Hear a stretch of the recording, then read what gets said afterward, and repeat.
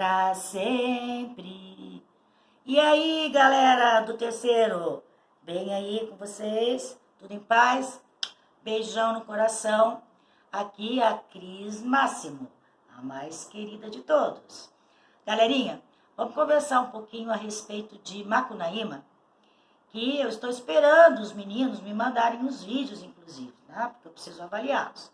Mas, enfim, não vou deixar vocês no chão duro, porque essa obra é importantíssima, presente em vestibulares, provas do Enem e por aí vai. Macunaíma é considerado um marco no modernismo brasileiro. Foi lançado praticamente junto à Semana de Arte Moderna. E por que é marco? Marco, o que é marco, né, galera? É uma coisa que marcou. Marcou o quê? Marcou, deram uma carimbada lá?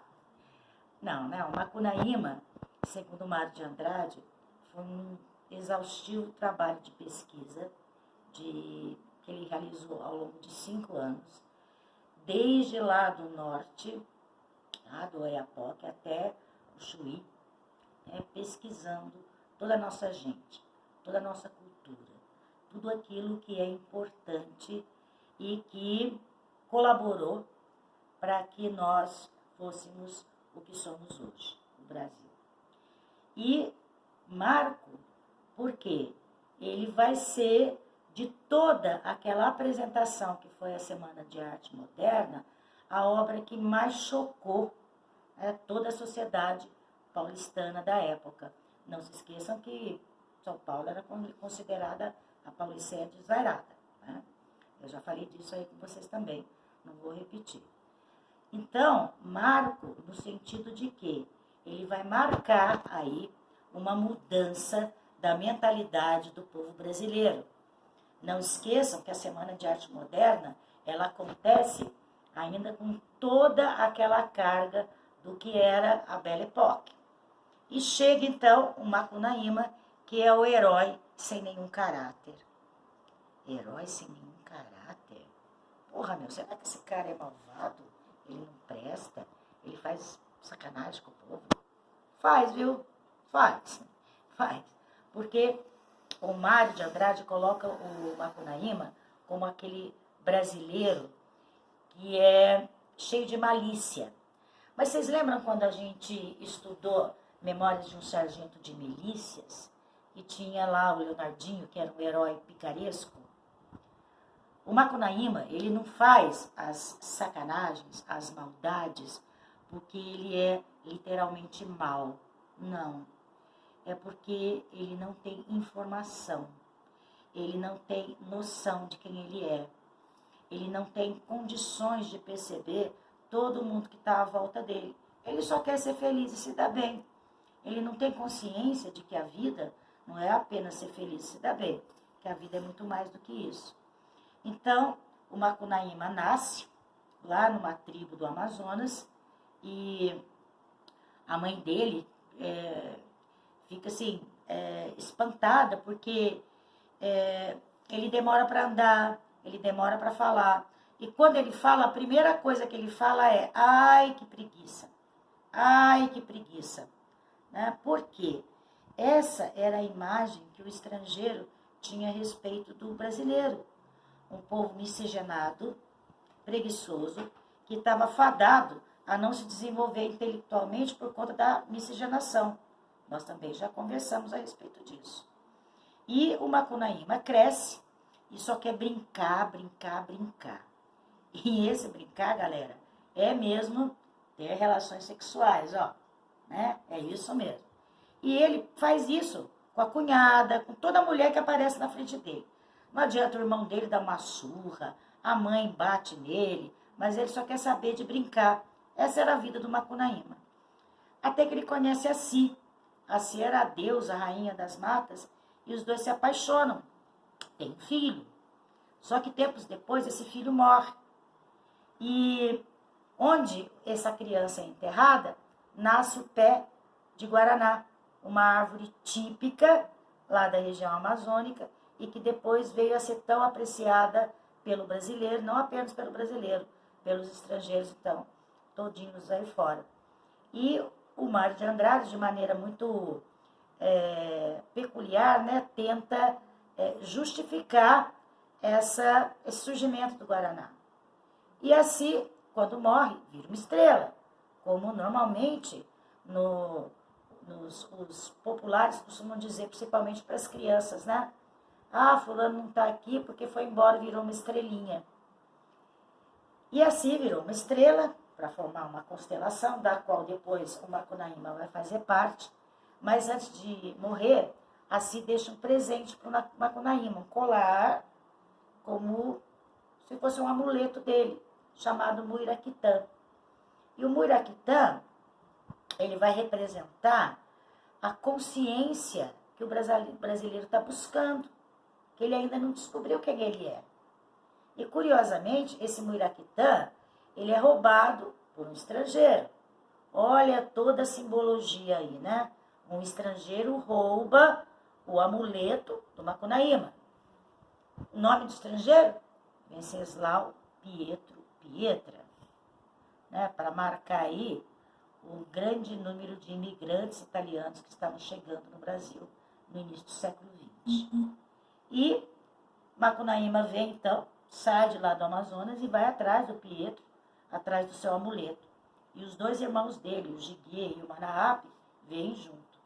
E acontecem algumas passagens curiosas durante essa viagem, né? Uma delas que gostaria de destacar é que eles estão morrendo de calor, né? Porque é tudo muito longe.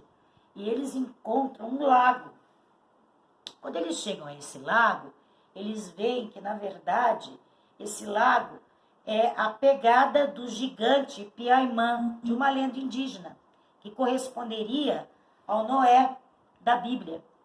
E que o gigante pisou ali e choveu. Então, encheu de água aquele buracão da pegada do gigante e virou um lago.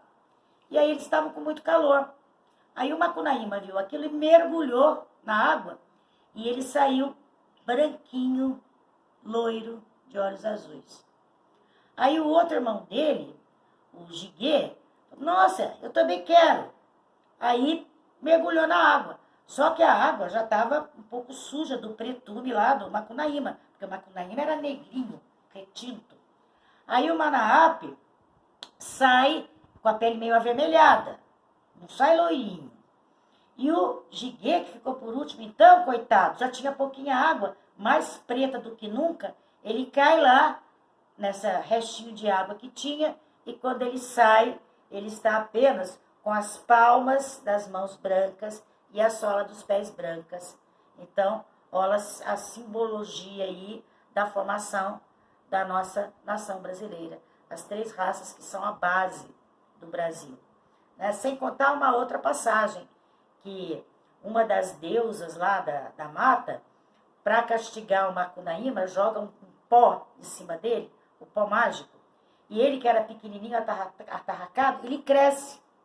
Só que ele cresce, mas o tronco, os membros, né, as pernas e os braços ficam grandes, mas a cabeça fica pequenininha, como se fosse uma cabeça de criança. Então, o Mário, de novo, de maneira espetacular, ele joga, né, com a ideia de que o brasileiro só usa a força física, a cabecinha está parada. Enfim, o Macunaíma chega a São Paulo vai ser a representação de toda a modernidade que arrebentava na Europa. Não esqueçam dos movimentos de vanguarda que nós estudamos. Então, o Macunaíma fica espantado com os carros. Ele nunca havia visto um carro na vida dele, com um telefone. Ele queria saber como é que a voz de alguém, né, passava pelo fio do telefone e ouvia lá longe. E daí, o Macunaíma vai aprontar. Ele vê as pessoas vendendo coisas na rua, ele vai querer comprar, ele vai fazer as palhaçadas dele para tentar ganhar dinheiro. Ele sai de São Paulo, vai para o Rio de Janeiro, vai no terreiro de Macumba, e lá ele vai tomar um descarrego, e aí ele incorpora como se outro espírito entrasse no corpo dele, e daí lá, vamos dizer assim, o pai de santo, né, consegue ajudar o Macunaíma a localizar o gigante Piaimã, que roubou o seu amuleto. E ele volta para São Paulo e vai até a casa do Piaimã e chega pendurado nos cipós, né? Como se fosse um macaco pendurado no cipó. Aquela ideia de que americanos, principalmente, acreditam que no Brasil tem macaco pulando pelas ruas. Então vejam quanta coisa que o Mário de Andrade mistura, né? Ele faz uma miscelânea, uma colcha de retalhos. E lá no alto, pendurado nos cipós, ele vê que o gigante está fazendo uma comida num caldeirão enorme. E de lá de cima ele começa a xingar o gigante, a provocar, e o gigante vai atrás dele. E ele vai lutando, discutindo e brigando com o gigante, querendo o Muiraquitã de volta para ele, até que ele recupera o Muiraquitã, mas o gigante cai dentro daquele caldeirão. E adivinha que comida que ele estava cozinhando? Era um caldeirão de macarronada. Olha, de novo, a imigração italiana com tanta influência na cidade de São Paulo. Não apenas na cidade de São Paulo, né? Nós não podemos esquecer que a cultura dos italianos acabou reverberando por todo o canto aí do Brasil. Não esqueçam que o brasileiro adora pizza, né? Não é à toa que o povo diz que tudo acaba em pizza. Essa herança é de quem? Não é do português, é do italiano. Bom, resumindo mais ainda, galera, o Macunaíma pega os seus irmãos, pega o seu amuleto, volta lá para o Amazonas, para a sua tribo. É claro que ele vai ter mais percalços, mas para isso vocês vão ter que ler o livro, né? A Cristininha aqui não vai contar detalhe por detalhe, já falei muito até. E ele volta, tem o amuleto roubado de novo, aí aparece o Curupira, lembra da Iara, o Macunaíma perde pedaço do corpo, mas enfim, ele recupera tudo, né? Porque é tudo tão surreal a história do Mário de Andrade, escrita, segundo ele, em 6 dias, no caderno de brochura, à mão e a lápis. Então, uma história muito surreal, numa linguagem extremamente oral, a necessidade de valorizar o falar brasileiro, o nosso jeito de falar. Então, ele coloca isso por escrito e faz um vai e vem miserável. E daí, quando você lê o livro, você vai e volta, para que ele não é linear, né? Ele não tem uma ordem cronológica. Você tem que fazer vai e volta para você entender algum ponto que ficou lá atrás, para daí entender o que está acontecendo naquele presente. Enfim, o Macunaíma volta para sua tribo com o Muiraquitã. E agora, depois de tudo que ele viveu e que ele viu, mais consciente de quem ele é. E ele fica muito triste, melancólico, porque ele está sozinho, ele não tem mais vontade nenhuma de brincar, e ele sente muita saudade da Si, que foi o grande amor da vida dele. Então ele acaba por morrer de tristeza, vira uma estrela, como segundo o Mário coloca, todo brasileiro vai viver, e depois vai morrer e virar uma estrela, todos nós seremos estrelas, né? E conta essa história, antes de morrer, para um papagaio. E o papagaio contou para o Mário de Andrade, que daí escreveu a história do Macunaíma, tá? Então, galera, o Macunaíma, ele começa a história como um herói sem nenhum caráter. Mas vou repetir, não é caráter porque ele é ruim, é caráter de característica, tá? Começa um brasileiro sem característica nenhuma, emprestando característica de outros povos, até ter consciência de quais são as nossas verdadeiras características, que a nossa cultura é um emaranhado, primeiro, do índio, do homem branco português, do negro, e depois de toda a leva de imigrantes que chegaram aqui. Uma grande leva de imigrantes italianos, depois árabes, alemães, franceses, fugindo da guerra, muito judeu. Tudo isso, todo esse somatório é o que nós somos hoje, tá? Então, galera, é isso daí.